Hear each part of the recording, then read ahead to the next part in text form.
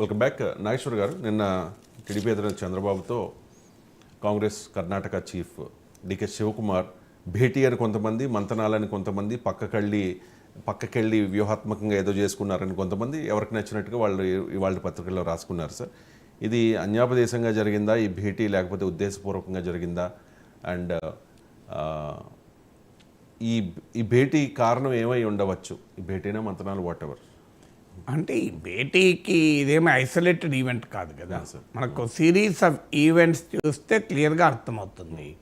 షర్మిల కాంగ్రెస్ పార్టీలో చేరుతుంది. ఆంధ్రప్రదేశ్ కాంగ్రెస్కు పగ్గాళ్ళు షర్మిలకే, లేదంటే కనీసం ఆమె ఆల్ ఇండియా జనరల్ సెక్రటరీ అయ్యి ఇన్ఛార్జ్ ఆఫ్ ఆంధ్రప్రదేశ్ ఉంటుంది, లేదా ఆంధ్రప్రదేశ్ పీసీసీ పదవి ఆమెకి ఇస్తారు. ఇవన్నీ కూడా మనకు 2-3 రోజులుగా పేపర్లో వస్తున్న వార్తలే. అలాగే నారా లోకేష్కు వైఎస్ షర్మిల క్రిస్మస్ గిఫ్ట్ మీకు ఎప్పుడన్నా చరిత్రలో పంపారా? ఎప్పుడైనా రాజశేఖర్ రెడ్డి కుటుంబం తరఫున పంపారు. మళ్ళీ దానికి నారావారి కుటుంబం తరఫున లోకేష్ కృతజ్ఞత చెప్పాడు. It is not a bonhomie between Sharmila and Lokesh, it is a bonhomie between a section of YSR family and Nara family. So ఇది రెండవది. సో మూడవది, కాంగ్రెస్ పార్టీ తెలంగాణలో అధికారంలోకి వచ్చాక రాష్ట్రం ఆంధ్రప్రదేశ్లో కూడా ఉత్సాహం పెరిగింది. ఇది 3వ డెవలప్మెంట్.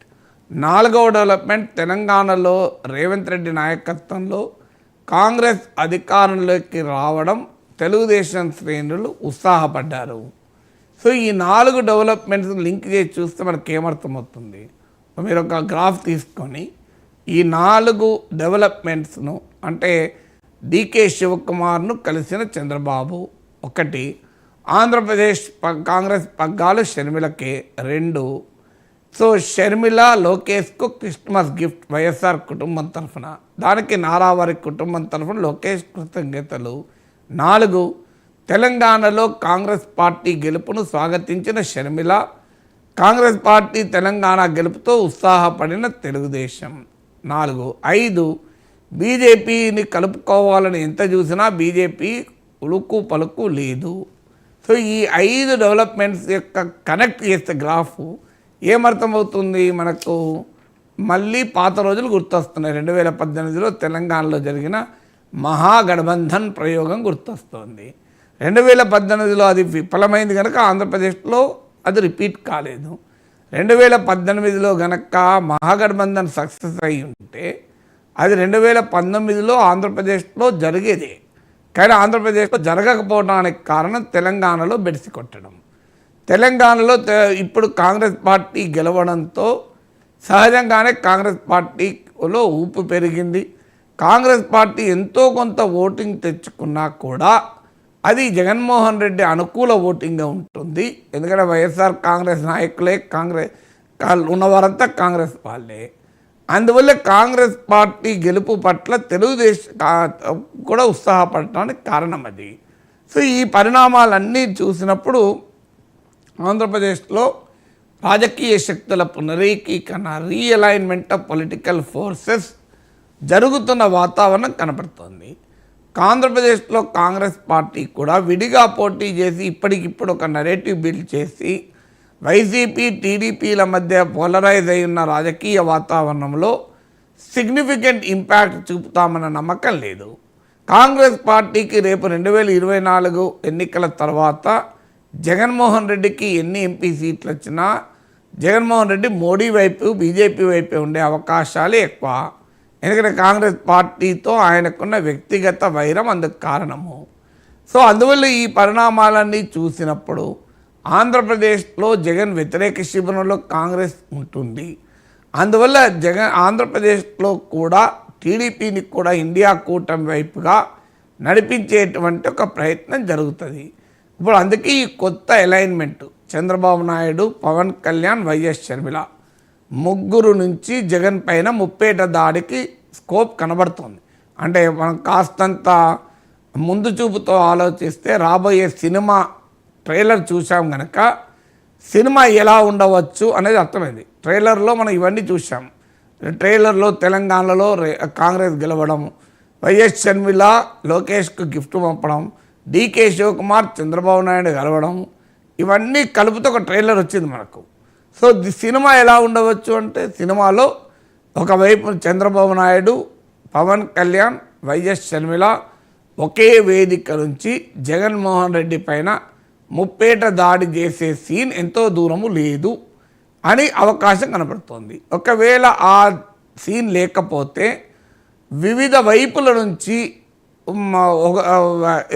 జగన్మోహన్ రెడ్డి సేనల్ని ఒకవైపు నుంచి చంద్రబాబు, పవన్ కళ్యాణ్, మరోవైపు నుంచి వైఎస్ షర్మిల ఎదుర్కొనేటువంటి అవకాశం కొట్టిపారలేము. ఇక మిగిలింది ఏంటి అంటే బీజేపీ. సో బీజేపీ ఏం చేస్తుంది? బీజేపీ కలవదు అని తెలిసే డీకే శివకుమార్తో చంద్రబాబు నాయుడు కలిశాడా, లేదా డీకే శివకుమార్ని కలవడం ద్వారా బీజేపీకి ఒక సంకేతం పంపించాలా, మీరు వస్తారా మమ్మల్ని కాంగ్రెస్ వైపు పొమ్మంటారా అని, మీరు ఎన్డీఏలో మమ్మల్ని చేర్చుకుంటారా, మేము ఇండియా కూటమి వైపు పోవాలా అనేటువంటి ఒక అల్టిమేట్ సంకేతం. అల్టిమేట్ అంటే పెద్ద పదం, కానీ బీజేపీ నాయకత్వానికి ఒక సంకేతం. మీరు రోడ్ మ్యాప్ ఇవ్వడం లేదు కనుక మేమే ఒక రోడ్ మ్యాప్ ఇస్తున్నాం, మీరు వస్తారా రారా అనేది ఇండికేషన్ నాకు కూడా తెలియదు. సో అందువల్ల ఈ పరిణామాలన్నీ ఆంధ్రప్రదేశ్లో ఒక పొలిటికల్ రీఅలైన్మెంట్, రాజకీయ శక్తుల పునరీకీకరణ జరిగే అవకాశాన్ని తెలియజేస్తుంది. భారతీయ జనతా పార్టీని కాదని చంద్రబాబు నాయుడు కాంగ్రెస్తో వెళ్ళే సాహసం చేయగలుగుతారా సార్? అంటే కాదని చంద్రబాబు నాయుడు అనలేక కదా, కాదని బీజేపీ అనుకున్నప్పుడు ఏం చేయాలి? ఓకే, చంద్రబాబు నాయుడు చాలా స్పష్టంగానే బీజేపీని కావాలనే కోరుకున్నాడు. మోడీ విజనరీ అన్నాడు, ఇంతకనే ఏమంటాడు? ఇప్పుడు రేపు ఇటువైపు అంతా రాహుల్ గాంధీ విజనరీ అంటాడు. ఏముందల్లా? సో ఇదివరకేం బీజేపీ పట్ల చంద్రబాబు నాయుడు సోమర్సాల్స్ అంటారు, ఎన్నిసార్లు మా వైఖరి మార్చుకోలేదు. ఇలా కొత్తగానా? ఒకప్పుడు కమ్యూనిస్టులతో ఉన్నారు, తర్వాత క్యాపిటలిజం లేదు, కమ్యూనిజం లేదు, టూరిజమే అన్నారు. తర్వాత సడన్గా కార్గిల్ యుద్ధ అనంతరం వాజ్పేయి అనుకూల వాతావరణం ఉండగానే కమ్యూనిస్టులను పక్కకు పడేసి బీజేపీతో వెళ్ళారు. సో 2004 ఎన్నికల్లో బీజేపీ ఓడిపోయాక అలా మరి తప్పు చేయాల్సింది కాదు, మాది సెక్యులర్ పార్టీ, ఎట్టి పరిస్థితుల్లో ఇక హిస్టారిక్ బ్లండర్ మేము చేయము, బీజేపీతో కలవము అన్నారు. అంతకుముందు గుజరాత్లో 2002లో మారణహోమం జరుగుతున్న తర్వాత ఇక మోడీని మారుస్తారేమో బీజేపీ అనే వార్తలు వస్తున్నప్పుడు అసలు మోడీని మార్చకపోతే మేము విడ్డ్రా చేసుకుంటామన్నంత వాతావరణం తెలుగుదేశం కల్పించింది. కానీ బీజేపీ మోడీనే కంటిన్యూ చేసింది. తెలుగుదేశం స్పీకర్ పదవి తీసుకొని ఊరుకోవాల్సి వచ్చింది. 2004 తర్వాత బీజేపీని వదిలేశారు. 2014లో మళ్ళీ బీజేపీతో కలిశారు. కలిసే ముందు ఏమన్నారు? మళ్ళీ దేశం కోసం, ధర్మం కోసం బీజేపీతో కలిశారు.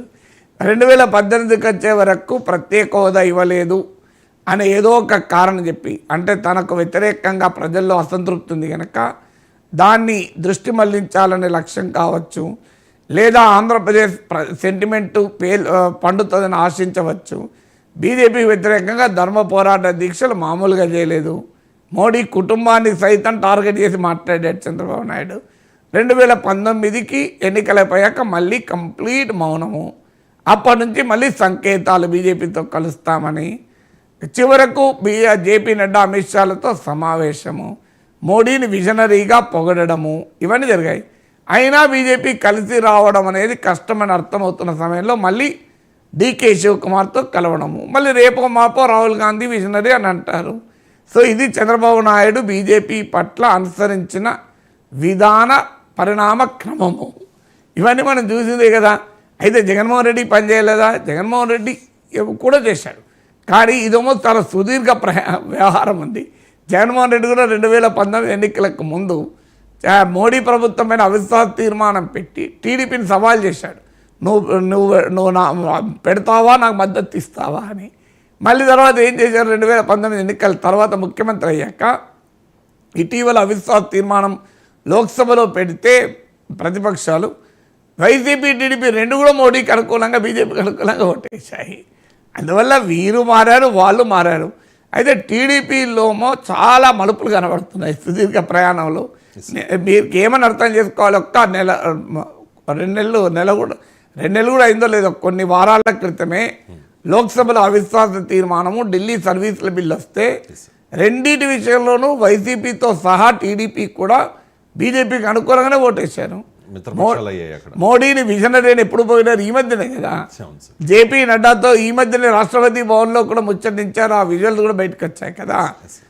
ఈ మధ్యనే కదా మోడీ అమిత్ షా జేపీ నడ్డాతో చంద్రబాబు నాయుడు కలిశారు. అని మరి అక్కడ కట్ చేస్తే వాళ్ళు ఇప్పుడు డీకే శివకుమార్తో కలిశారు. Right sir. ఇక్కడ పాయింట్ అందువల్ల రాజకీయాల్లో శాశ్వత శత్రువులు లేరు, శాశ్వత మిత్రులు లేరు అని చెప్తుంటారు కదా. ఇదే ఉదాహరణ. అవును సార్. ఇప్పుడు తెలుగువారి ఆత్మగౌరవ నినాదంతో ఆనాటి కాంగ్రెస్ పార్టీకి వ్యతిరేకంగా ఎన్టీఆర్ తెలుగుదేశం పార్టీని స్థాపించారు సార్.